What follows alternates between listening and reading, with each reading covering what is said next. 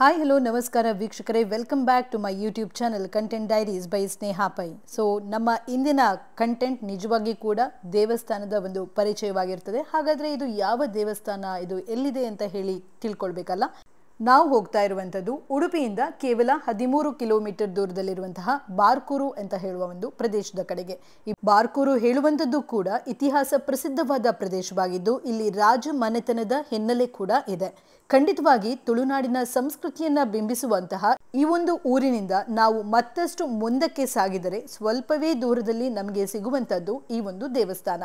So ಹಾಗಾದ್ರೆ ಈ ದೇವಸ್ಥಾನ ಯಾವುದು ಅಂತಾನ, ಬಾರ್ಕೂರಿನಿಂದ ಸ್ವಲ್ಪವೇ ಕಿಲೋಮೀಟರ್ ದೂರದಲ್ಲಿ ನಮಗೆ ಸಿಗ್ತದೆ ಈ ಒಂದು ಪುಟ್ಟ ಮತ್ತು ಸುಂದರವಾದ ಹಳ್ಳಿ, ಅದುವೇ ಶಿರಿಯಾರ. ಪ್ರಪಂಚದ ಎಲ್ಲೆಡೆ ಓಡುತ್ತಿರುವ ಈ ಜಗತ್ತಿನಲ್ಲಿ ಇನ್ನೂ ಕೆಲವು ಸ್ಥಳಗಳಿವೆ, ಅಲ್ಲಿ ಕಾಲವೇ ನಿಧಾನವಾಗಿ ಹರಿಯುತ್ತಿತ್ತೋ ಅನಿಸ್ತದೆ. ಇಂತಹ ಒಂದು ಪವಿತ್ರವಾದ ಸ್ಥಳವನ್ನ ನಾನು ನಿಮ್ಗೆ ಇವತ್ತು ತೋರಿಸ್ಲಿಕ್ಕಿದ್ದೇನೆ. ಯಾವುದೇ ತಾಮಸವಿಲ್ಲದ ದೇವಾಲಯ, ಮಾನವ ನಡಿಗೆಯ ಶೋಧವಿಲ್ಲದೆ ಪ್ರಕೃತಿಯ ಬಂಡೆಯಲ್ಲೇ ರೂಪುಗೊಂಡಿರುವಂತಹ ದೇವರೂಪ. ಇದು ಕಲ್ಲಿನ ಮಧ್ಯೆ ಮೂಡಿದ ಸ್ವಯಂಭೂ ಗಣಪತಿ. ಬರುವ ದಾರಿಯನ್ನ ನೋಡುವಾಗಲೇ ನಿಮ್ಗೆ ಅರಿವಾಗ್ಬೋದಲ್ಲ ಎಷ್ಟೊಂದು ಪೀಸ್ಫುಲ್ ಆಗಿದೆ ಈ ಒಂದು ವಾತಾವರಣ ಅಂತ. ಸೊ ನಾವು ಕೂಡ ಗೂಗಲ್ ಮ್ಯಾಪ್ನಲ್ಲಿ ದೇವಸ್ಥಾನದ ಹೆಸರನ್ನ ಹಾಕಿ ಮುಂದೆ ಹೋಗ್ತಾ ಹೋಗ್ತಾ ಸಾಗಿರುವಂಥದ್ದು ಈ ಒಂದು ಸುಂದರವಾದ ದೇವಾಲಯದ ಕಡೆಗೆ. ಹೌದು, ಸುಡು ಬಿಸಿಲಿಗೆ ಈ ರೀತಿಯ ಒಂದು ವಾತಾವರಣವನ್ನ ನಾವು ನೋಡಬೇಕಾದ್ರೆ ಇನ್ನು ಮಳೆಗಾಲದಲ್ಲಿ ಇದರ ಚಂದ ಎಷ್ಟಿರ್ಬೋದು ಅಲ್ಲ. ಸ್ವಲ್ಪ ವರ್ಷಗಳ ಮುಂಚೆ ಅಷ್ಟೊಂದು ಒಳ್ಳೆಯ ರೋಡಿನ ವ್ಯವಸ್ಥೆ ಇಲ್ಲದಿದ್ರೂ ಕೂಡ ಈಗ ಬಹಳಷ್ಟು ಸುಧಾರಿತಗೊಂಡು ಖಂಡಿತವಾಗಿ ದೇವಸ್ಥಾನದವರೆಗೆ ಹೋಗಲು ಒಳ್ಳೆಯ ವ್ಯವಸ್ಥೆಯನ್ನೇ ಮಾಡಲಾಗಿದೆ. ಇಲ್ಲಿ ಪ್ರಕೃತಿ ತಾಯಿಯ ಮಡಿಲಿನಲ್ಲಿ ಪ್ರಕೃತಿಯ ಸೊಬಗಿನೊಂದಿಗೆ ಸುಂದರವಾದ ಗುಹಾ ಮಂದಿರ. ಹೌದು, ಇಲ್ಲಿ ಹೆಚ್ಚಿನ ಆರ್ಭಟಗಳಿಲ್ಲ, ದೊಡ್ಡ ಕಟ್ಟಡಗಳಿಲ್ಲ, ಸಂಪೂರ್ಣ ಭಕ್ತಿ ಮತ್ತು ನಿಸರ್ಗದ ನಡುವೆ ದೇವರನ್ನ ಪ್ರೀತಿಯಿಂದ ಪೂಜಿಸಲಾಗ್ತದೆ. ಹೀಗೆ ಬಹಳಷ್ಟು ಆಸೆಯಿಂದ ಇಲ್ಲಿಗೆ ಬಂದು ಯೂಟ್ಯೂಬ್ ಚಾನಲಲ್ಲಿ ಈ ಒಂದು ದೇವಸ್ಥಾನದ ಬಗ್ಗೆ ಹಾಕಬೇಕು ಅಂತ ಹೇಳಿ ಬಂದಾಗ ನನಗೆ ಬೇಸರವಾದ ಸಂಗತಿ ಅಂತ ಹೇಳಿದರೆ ಇಲ್ಲಿ ದೇವಸ್ಥಾನದ ಒಳಗೆ ಯೂಟ್ಯೂಬರ್ಸ್ಗಳಿಗೆ ಅನುಮತಿ ಇಲ್ಲವಂತೆ. ಆದರೂ ಪರವಾಗಿಲ್ಲ, ದೇವಸ್ಥಾನದ ಆಡಳಿತ ಮಂಡಳಿಯವರ ಉದ್ದೇಶ ಒಳ್ಳೆಯದಕ್ಕಾಗಿ ಇರಬಹುದು ಅಂತ ಹೇಳುವ ಒಂದು ನಂಬಿಕೆಯಿಂದ ಮುನ್ನಡೆದು ಅವರ ಅನುಮತಿಯನ್ನು ಪಡೆದು ದೇವಸ್ಥಾನದ ಒಳಗೆ ಅಲ್ಲದಿದ್ರೂ ಕೂಡ ಹೊರಗಿನ ಪರಿಸರವನ್ನ ನನ್ನ ಸ್ನೇಹಿತರಿಗೆ ತೋರಿಸಲೇಬೇಕು ಅಂತ ಹೇಳಿ ಈ ಒಂದು ವಿಡಿಯೋವನ್ನ ಮಾಡ್ತಾ ಇದ್ದೇನೆ. ಯೂಟ್ಯೂಬರ್ಸ್ಗೆ ಅನುಮತಿ ಕೊಡದಿದ್ರೆ ಏನಾಯ್ತು ಹೇಳಿ, ಸೌಂದರ್ಯದ ಮಡಿಲಿನಲ್ಲಿರುವ ಈ ದೇವಾಲಯದ ಹತ್ತಿರ ಬಂದರೆ ಸಾಕು, ಮನಸ್ಸೇ ಶುದ್ಧವಾಗ್ತದೆ. ದೇವಸ್ಥಾನದ ಸುತ್ತವೂ ಸೂರ್ಯ ಪುಷ್ಕರಣಿ ಮತ್ತು ಚಂದ್ರ ಪುಷ್ಕರಣಿ ಎಂಬ 2 ತೊರೆಗಳು ಇದ್ದು ಪರಿಸರವು ಹಸಿರು ಹೊಲಗಳು ಮತ್ತು ಬಂಡೆಗಳೊಂದಿಗೆ ಆಕರ್ಷಕವಾಗಿದೆ. ಈ ದೇವಾಲಯವು ಸುಮಾರು 500 ವರ್ಷಗಳ ಹಿಂದೆ ಬಾರ್ಕೂರು ರಾಜ್ಯದ ಭೂತಲಪಾಂಡ್ಯ ರಾಜನಿಂದ ನಿರ್ಮಿಸಲಾಯಿತು ಎಂಬ ಪ್ರತೀತಿ ಕೂಡ ಇದೆ. ಮತ್ತೆ ಕೆಲವು ಪ್ರತೀತಿಗಳು ಹೇಗಿವೆ ಅಂತ ಹೇಳಿದ್ರೆ, ಪರಶುರಾಮನ ಸೃಷ್ಟಿಯಾಗಿರುವಂತಹ ಈ ಒಂದು ಕರಾವಳಿಯ ಭಾಗದಲ್ಲಿ ಸಮುದ್ರ ಆವರಿತ ಪ್ರದೇಶ ಇದಾಗಿದ್ದರಿಂದ ಇಲ್ಲಿ ಬಂಡೆಕಲ್ಲುಗಳು ಮಾನವನ ಊಹೆಗೂ ಎಟಕಲು ಸಾಧ್ಯವಿಲ್ಲದಷ್ಟು ರೀತಿಯಲ್ಲಿ ಇದು ನಿರ್ಮಿತವಾಗಿದೆ ಎಂದು ಪ್ರತೀತಿ ಇದೆ.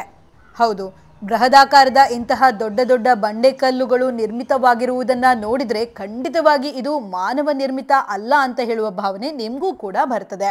ದೇವಾಲಯವು ಬೃಹತ್ ಬಂಡೆಗಳ ನಡುವೆ ಇರುವ ಗುಹೆಯೊಳಗೆ ಸ್ಥಾಪಿತವಾಗಿದೆ.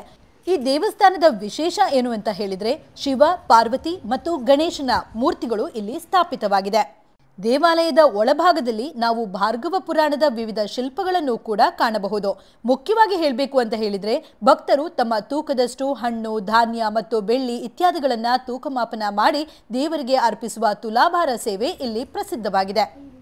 ಇಲ್ಲಿ ಒಂದಕ್ಕೆ ಒಂದು ತಾಗಿಕೊಂಡಿರುವಂತಹ ಬೃಹತ್ ಬಂಡೆಕಲ್ಲಿನ ವಿನ್ಯಾಸವನ್ನ ನೋಡಿದ್ರೆ ಅಷ್ಟೇ ಅಲ್ಲ, ನದಿಯ ಹರಿವು, ಹಸಿರು ತೂಗಿನ ಗಾಳಿ ಎಲ್ಲವೂ ಕಾಣದೆ ಕಾಣುವ ಗಣಪತಿಯ ಅನುಗ್ರಹದಂತೆ ಗೋಚರಿಸುತ್ತದೆ.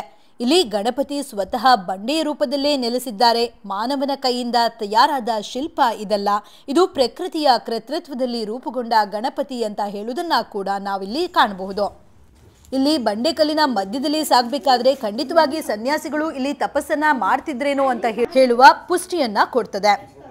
ನಿಜವಾಗಿಯೂ ಇಲ್ಲಿನ ಸರಳತೆ, ಶುದ್ಧ ಭಕ್ತಿ, ಆಡಂಬರ ಇಲ್ಲದೆ ಹೃದಯದಿಂದ ನೇರವಾಗಿ ಗಣಪತಿಗೆ ಬಂದು ಮುಟ್ಟುವ ಭಾವನೆ, ಇದನ್ನೆಲ್ಲ ನೋಡ್ತಾ ಇದ್ರೆ ಇದೊಂದು ದೇವಾಲಯವಲ್ಲ, ಇದು ಪ್ರಕೃತಿಯ ಹೃದಯದಲ್ಲಿ ಮುತ್ತಿನಂತೆ ಮಿಂಚುವ ಭಕ್ತಿಯ ಸ್ಥಳ ಅಂತ ಹೇಳುವಂಥದ್ದು ನನ್ನ ಮನಸ್ಸಿನ ಭಾವನೆ.